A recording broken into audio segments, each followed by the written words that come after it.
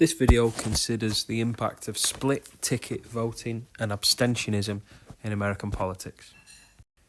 So, split ticket voting describes when an American voter votes for a president from one party and for another party candidate down the ballot. So let's assume that you are voting in Georgia in the 2020 election, voting for Joe Biden as president, but the Republican candidate for the Senate or for the House further down. Now, this is a traditional phenomenon of American politics, and it's called cognitive Madisonianism. And you can see one of the founding fathers, James Madison, there. Cognitive Madisonian is named after him. It is the idea that a country is better off when there is a divided government. A country is better off when they've got a president representing one party and a Congress dominated by the other. The idea of cognitive Madisonianism is that in an era of divided government, you get thorough and effective scrutiny of the executive by the legislature. However, in recent years, the idea of cognitive Madisonianism, the idea of divided government being a good thing, has fallen by the wayside. And that's because we live in a time of hyper-partisanship in the United States. We've seen how America has become more divided. The idea that the political alternative isn't just less desirable. In many cases, it is awful. And America is becoming increasingly divided. So there are fewer and fewer voters willing to split their ticket. And what we get instead is what we call straight ticket voting, where individuals or people, congressional districts and states vote for the same party in every contest. Now, in 1972, we've got nearly 200 House districts that split their ticket. And the vast majority were individuals who voted for a Democrat member of the House and the Republican nominee, Richard Nixon. And it comes at a very interesting time in American politics. The early 70s is when Nixon develops the Southern strategy. And what Nixon is trying to do is win the loyalty of the South from the Democrats. The Democrats had always been the party of the South way back to the days before the Civil War. The Democrats had always been the party of slavery. The Republicans were the party of the North. But what happens in the 60s under Kennedy and Johnson as presidents of and representing the Democratic Party is the Democrats become the party of minority rights. They pass a Civil Rights Act in 1964 and a Voting Rights Act in 1965. And the Democratic Party become the party of the ethnic minority. And so white conservative Southerners no longer felt that the Democratic Party represented them. So in 1972, what you've got is a presidential candidate saying that, Richard Nixon saying that he can represent the values of the South. But you've also got a lot of members of Congress who are incumbent. They are Democrats, they are white and conservative, and they are everything that these Southern voters want, and the voters don't desert those candidates. They desert the Democratic Party on a national level and what the Democrats represent in an era of the civil rights movement, but they still feel a loyalty to those traditional white Southern conservative members of Congress. So nearly 200 House districts were split in the 70s. By 2020, we've got the lowest number of split districts in decades, just 16 nationwide, and it was 8 for each party. So 8 congressional districts that voted for Biden and a Republican in the House, and another 8 that voted for Trump and a Democrat in the House. In 2016, for the first time, every state in a Senate election voted the same way as they did at national level for the presidency. So in every state where there was a contest, the result was the same as it was in the presidential election. And that was quite significant. And the same would have happened in 2020 if it wasn't for this person here, Susan Collins of Maine. Now, Susan Collins is seen as the most moderate Republican in the Senate. And the voters of Maine chose to re-elect her, but also on the whole elected Joe Biden for President of the United States. Now, the districts were split, so Trump did win an electoral college vote in the state of Maine in 2020. But we've got two cycles in 2016 and 2020, where just one senator was able to benefit from split ticket voting. So what we're seeing is the growth of straight ticket voting, because America is becoming more polarised. We're getting fewer and fewer voters that call themselves independent. Voters are increasingly likely to identify as Democrat or Republican and see the opposition, see the other party as a problem for American politics. So we've got this huge change in outlook and values. So as America becomes more partisan, straight ticket voting becomes more common. And another thing we need to talk about is abstentionism, essentially low turnout in American politics. Now, when we talk about low turnout in British politics, we're talking about the voting age population. In America, turnout is calculated by voting age population, but it can also be calculated by the voting eligible population. And that's because in 48 states in the United States, laws can permit the right to vote being taken away from an American citizen based on a current or historic felony. So 4.6 million Americans, 2% of the voting age population, have had their right to vote taken away from them for an existing or an historic crime. In Alabama, Mississippi and Tennessee, those are three states where more than 8% of the voting age population has had their right to vote taken away. Now, it's particularly problematic in the Deep South, and of course it brings up questions of race and racism, and it wouldn't be American politics without it. African Americans are 3.5 times more likely than any other ethnic group to have been disenfranchised as a result of historic or current violations of the law. Now, when we come to look at something like marijuana possession, that could have been something that someone has been sent to prison for and lost their right to vote. And they've lost the right to vote in things like propositions where society's attitudes and values have changed, where people are now voting to legalise recreational use. So you could have someone living in an American state who's had their right to vote taken away from them for the possession of or the dealing of marijuana, but the right to vote that's been taken away from them is being exercised by others to legalise that very situation. So it's a very strange situation in American politics. It's particularly problematic in the Deep South, where there's a higher likelihood of people having the vote taken away from them. 80% of disenfranchised voters are men. Now, there is a link between felons and long-term felons, more likely to be men. But again, if you are an African-American male, you are the most likely American to have their right to vote taken away from them. And so, we can look at turnout as voting age population or voting eligible population. In order to make effective comparisons with the United Kingdom and other countries, it's better to look at voting age population. So you can see in the United States in 2016, you can see on the map on the left, turnout was just 55.7%, which is particularly low. Things did improve in 2020, 66.4%. So we see more than a 10% jump. We're looking at about 10.5% jump in turnout from 2016 to 2020. There are two reasons for that. In 2016, many voters felt uninspired by the two candidates,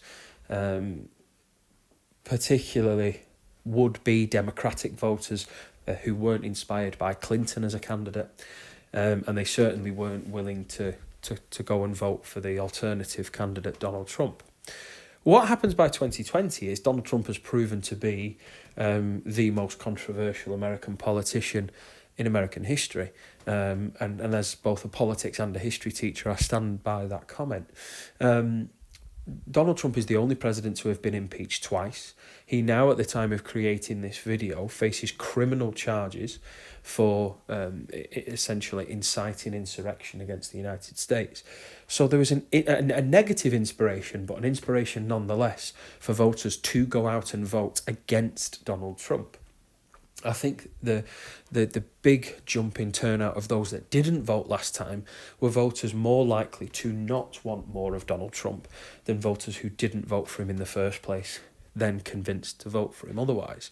Donald Trump has got a very loyal base of voters, but that base hasn't grown. He hasn't persuaded more Americans that he's right for America. The second reason for the big jump in turnout is coronavirus. Many states made voting easier in 2020, either early voting or postal voting. Now, that led to very many conspiracy theories which have been unfounded in various courts of law in the United States by the Trump campaign claiming voter fraud. There is no relevant or significant evidence to back up those claims. But what happened is that turnout jumped significantly. And it was a strange situation where the losing candidate was able to say that they'd won more votes than any previous winner, thanks to the growth in turnout and the way in which postal and early voting was allowed to happen. You might expect that turnout is lower in primary contests, and that's absolutely right. Now, usually in primaries or in congressional elections, we see a dip. The average turnout in the primaries is about 30%. It's usually much lower in a caucus state. And if you want to go back and look at the differences between primaries and caucuses, I think the reasons for caucuses having a lower turnout seem pretty obvious when you look at how the two systems work. But in the midterms, and you can see it in the graph on the right, we got the highest midterm turnout in over a century in 2018. It was 49%. So you might think 49%, that's not huge, but that was significant, the highest in over 100 years. And a key reason for that is, again, the president, who'd proven to be, in the least, we'll call it controversial. And so I think that Donald Trump as president inspired high turnout. Now in the House, the Democrats regained control. In the Senate, Donald Trump actually increased the Republicans, but it was a very favourable Senate map for the Republicans in 2018. Remember that only 1/3 of the Senate are re-elected at any one time. And so actually what we see is Donald Trump winning what we would call, in a sports terminology, winning a home fixture. The seats that were up for re-election were very favourable for the Republicans, but they did lose in the House, which was nationwide. 2022, just to provide you with, again, a recent update, another impressive turnout in the midterms in 2022, 47%. So slightly down on 2018, but still, when you compare that with more recent examples, that's two particularly impressive turnouts for midterms. And so we're seeing a modern trend where turnout has been much higher. Let's very quickly look through some of the reasons why turnout is particularly low in America. Now, all of these reasons are going to come from a mixture of your textbook and the revision guide. First of all, democratic deficit. There are so many elections. You can vote for president, senator, house, governor. You vote at local level. There is a famous American phrase that Americans elect everything from president to dog catcher. So we call it democratic overload, when Americans are constantly being asked for their political opinion and voters switch off from it. A second reason for low turnout is a lack of voter choice between the two parties. There's only the Republicans and the Democrats, and even though they've become more distinct from one another in recent years, there's a lack of political choice. Poorer voters and younger voters can feel alienated, and they feel as if their vote isn't going to make a difference. Voter registration requirements. In our country, in the United Kingdom, you are automatically registered to vote, whereas in the United States, in some states, you have to opt in to be registered to vote, and many voters get caught out that way. There are voter ID laws in states like Texas, where you have to produce a government-issued photo ID, such as a passport, which again means that ethnic minority and poorer and younger voters are less likely to be able to provide that ID and therefore vote. Many races aren't competitive, particularly at House district level, and so it creates voter fatigue. I mean, there's only a handful of states, these so-called purple states, the swing states, that affect the American presidential elections, and so many voters feel a sense of apathy, that there's very little point or reason to vote. Gerrymandering actually makes that worse. The idea that states races are not competitive, particularly at House congressional district level, because of gerrymandering, it gives the impression that the result has been skewed in the favour of one party or another, and again discourages people from taking part. There are a large number of ex-felons, as I mentioned, who are ineligible to vote, and the fact that 48 states have the right to take a person's right to vote away reduces turnout. And then negative campaigns. That's one thing that Joe Biden tried to avoid in 2020, but we're living in an age of politics where it increasingly looks as though the opposition is the enemy, that the opposition is awful, the opposition is a group that should never be in power. And this is the idea that Americans are either in one camp or another, but what about all of those Americans who don't fit neatly into that group? What about those Americans that don't fit into the blue or red America? They can quite easily feel as though they're not represented and that they don't have a cause they can identify with. Finally, in a link to federalism, every state has its own laws and rules regarding things like postal voting, and so some voting systems like Colorado, Oregon and Washington, they have extensive early voting or postal voting methods, whereas other states do not. So you'll see that turnout varies from state to state, and that's because the state laws regarding elections are different from one state to the next. And then finally, I want to sort of figure out how significant this is. And it goes further than just looking at the result of a presidential election. Low turnout is particularly problematic in the primaries and the caucuses, because the primaries and the caucuses give us our presidential candidates. And the groups that are most likely to vote are those who are most engaged in politics. That tends to be people who feel that they've got a stake in society. They feel as though they are represented, that they are listened to, and they are concerned about the politics of their state or their country. So when we look at primary and caucuses, you've got older voters, wealthier voters, and the more ideological voters on the left and right of American politics more likely to take part in the primaries. And essentially the electorate of the primaries and the caucuses looks nothing like the electorate when it comes to presidential elections. The primaries is the only way that we can get a nominee president like Trump. This is a person with no political experience whatsoever, and it's only through a primary system, a democratic method, in which he is able to win that contest. And so what we get, thanks to primaries and the caucuses, both not just at presidential level but state level too, is we get more ideological, more extreme versions of candidates which are driving the parties further apart, further away from one another. And it's creating divisions within the Democratic and Republican parties, but certainly a greater, wider division between those two parties as well.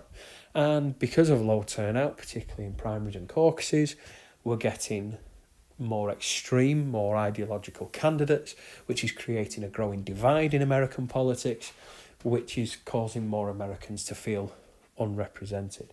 So low turnout is very significant, particularly when it comes to trying to explain why the Democratic and Republican parties are becoming less like one another over a long period of time.